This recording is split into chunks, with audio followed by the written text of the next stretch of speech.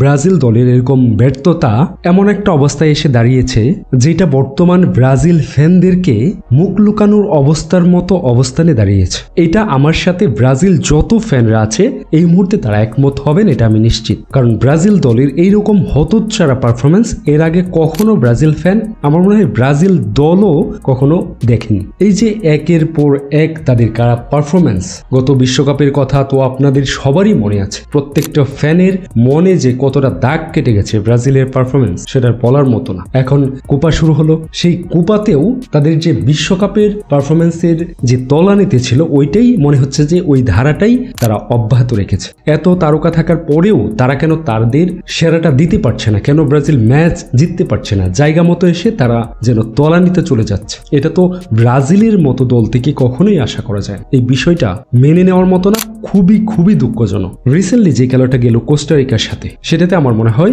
Raphinha starting একাদশে flop মারবে, এটা আমার আগে থেকেই মনে হয়েছিল। ডরিবালের উচিত ছিল 60 মিনিটে তাকে সাবস্টিটিউটে মাঠ থেকে তুলে নেওয়া এবং তার জায়গায় সেভিনহোকে ইন করা, কিন্তু সে কোন যুক্তিতে রাফিনহাকে 70 মিনিট অবধি খেলালো আমার মাথায় তখন এটা কাজ করেনি। কোন যুক্তিতে তাকে খেলানো হলো, যেখানে কোস্টারিকা তাদের ব্যাগ প্যাক সবকিছু গুছিয়ে গেছে, বাসে ওঠার মতো অবস্থায় ছিল, চলে যাওয়ার মতো অবস্থায় ছিল, সেইখান থেকে ব্রাজিলই তাদেরকে ফেরত এনেছে। আপনি একটা জিনিস লক্ষ্য করবেন, সেভিনহো মাঠে নামার পরই রাইট দিকে একটা মোটামুটি অ্যাটাক শুরু হয়ে গিয়েছিল, ড্রিবলিংও করে কোস্টারিকার ডিফেন্স বিট করেছিল। কিন্তু এর আগে রাফিনহা যখন 70 মিনিট খেলেছিল তখন কিন্তু সে ব্যর্থ ছিল, ব্যাকপাসের সাথে গোলও কিন্তু মিস করেছিল। আশা করব আগামী ম্যাচে সেভিনহোকে ডরিবাল স্টার্টিং একাদশে রাখবেন, আর যদি না রাখেন তাহলে আপনি নিশ্চিত থাকেন রাইট সাইডে ব্রাজিলকে রাফিনহো ভুগাবে, আর এর জন্য চরম মূল্য দিতে হবে।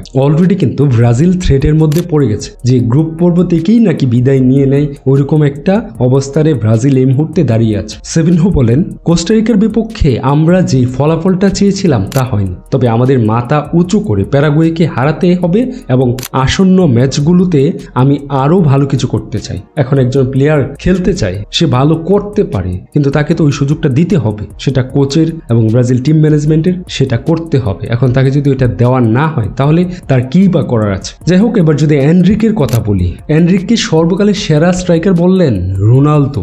অনেক কোয়ালিটি সম্পন্ন একজন প্লেয়ার, গোলের প্রতি তার ক্ষুধা আছে, সে বলকে ভালোভাবে নিয়ন্ত্রণ করে এবং ড্রবলিং করতে পারে। আমি মনে করি তার মাঝে একজন নাম্বার 9-এর সব গুণাবলী আছে। এখন সময়ের সাথে সাথে এনরিককে প্রমাণ করতে হবে যে জাতীয় দলের স্ট্রাইকার পজিশনের জন্য আসলেই সে প্রস্তুত। এটা তার জন্য বড় একটা চ্যালেঞ্জ, কিন্তু আমি নিশ্চিতভাবে দেখতে পাচ্ছি সে প্রস্তুত। খুব সম্ভবত আগামী এনরিক শুরুর একাদশে থাকতে যাচ্ছে। রোনালদোর পাশাপাশি রিভালদো চান স্ট্রাইকার পজিশনে এনরিক থাকুক। একজন প্লেয়ার যদি ভালো করে তার প্রশংসা তো করবেই, এবং তাকে জাতীয় দলে রাখাটা তখন খুবই গুরুত্বপূর্ণ। আর বিশেষ করে দলের এইরকম অবস্থার সময়, দলের এরকম পারফরমেন্সের সময় এই ধরনের প্লেয়ার খুবই দরকার। তো আশা করি এনরিক অনেকদিন ব্রাজিলকে তার সেরা খেলাটাই দিয়ে যাবে। আচ্ছা, এইবার আসি রদ্রিগোর কাছে। নেইমার বারবার কেন বলেন রদ্রিগো তার পরবর্তী ব্রাজিলের লিডার এবং 10 নম্বর জার্সির যোগ্য ব্যক্তি, সেটা সে ভালোভাবেই প্রুভ করেছে। কোস্টারিকার বিপক্ষে গোল কিংবা অ্যাসিস্ট না পেলেও রদ্রিগো তার সেরা খেলাটা খেলেছে, নিচে নেমেও খেলেছে, ম্যাচ বিল্ড আপের চেষ্টা করেছে, ফিনিশিং এ ব্যর্থতা আর ভাগ্য সাথে ছিল না বলেই গোলের দেখা পাননি। তবে রদ্রিগোর এই পারফরমেন্স সত্যিই অ্যাপ্রিসিয়েট করার মতো। নেইমারের পরবর্তীতে রদ্রিগোই একমাত্র এই 10 নম্বর জার্সির জন্য যোগ্য ব্যক্তি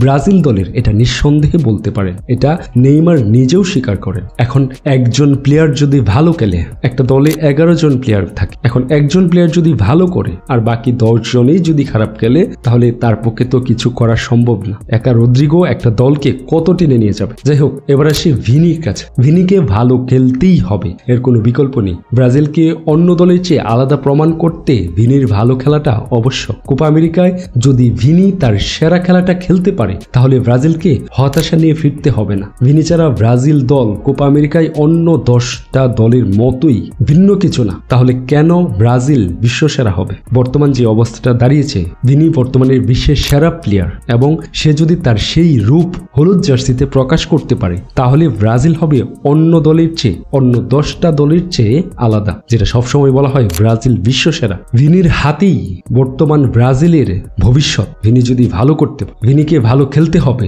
ভিনি ছাড়া ব্রাজিল আর উঠে দাঁড়াতে পারবে। তাই আমি বলতে চাই ভিনিকে ভালো খেলতে হবে ব্রাজিলের জন্য, ভিনিকে ভালো খেলতে হবে দুঃসময় কাটিয়ে ওঠার জন্য, ভিনিকে ভালো খেলতে হবে সমালোচকদের মুখে চুনকালি মেকে ন্যাশনাল ফ্রড ট্যাগ রিমুভ করার জন্য, ভিনিকে ভালো খেলতে হবে নেইমারের জন্য, ভিনিকে ভালো খেলতে হবে ব্রাজিল ফ্যানদের জন্য, ভিনিকে ভালো খেলতে হবে তার প্রথম আন্তর্জাতিক শিরোপা জয়ের জন্য, ভিনিকে ভালো খেলতে হবে টুর্নামেন্ট সেরা প্লেয়ার হওয়ার জন্য, ভিনিকে ভালো খেলতে হবে নিজের প্রথম ব্যালন ডি'র জয়ের জন্য, ভিনিকে ভালো খেলতে হবে নিজেকে আরো স্পেশাল প্রমাণ করার জন্য, ভিনিকে ভালো খেলতে হবে ব্রাজিলকে আবারও বিশ্ব দরবারে তুলে ধরার জন্য। এক কথায় ভিনি ভালো খেলতেই হবে, খেলতেই হবে, খেলতেই হবে, এছাড়া উপায় নাই, উপায় নাই, উপায় নাই। তাহলেই ব্রাজিল দল আবারও বিশ্ব দরবারে মাথা উঁচু করে দাঁড়াতে পারবে। আচ্ছা, সর্বশেষ আসে কোচের কাছে। কোচ নিয়ে দয়া করে কেউ বিন্দুমাত্র মন্তব্য করার মতো আমি কোনো সুযোগ দেখছি না, কারণ ফিনিশিং না করতে পারলে তো কোচ গিয়ে ফিনিশিং করে দিবে না, কোচ তো মাঠে গিয়ে খেলে দিবে না।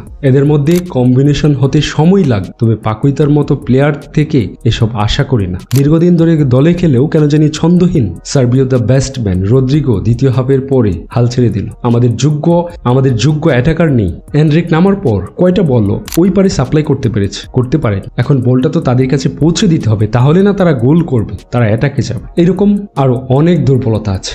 আমাদের দুর্বলতা কোথায়? এই টিমটার যতদিন না ভালো করে বেস্ট কম্বিনেশন না হবে, ফিনিশিং এইভাবেই চলবে। এটা ব্রাজিল ফ্যানদেরকে বলছে, যেখানে 20টা মিনিট যাওয়ার পরেও একজন আরেকজনকে পাস দিতে চায় না। ওই দলটা থেকে আমরা ব্রাজিল ফ্যানরা কিভাবে কোপার শিরোপা আশা করি। বিশ্বকাপ তো অনেক পরের কথা, সময় লাগবে ভাই, সময় লাগবে।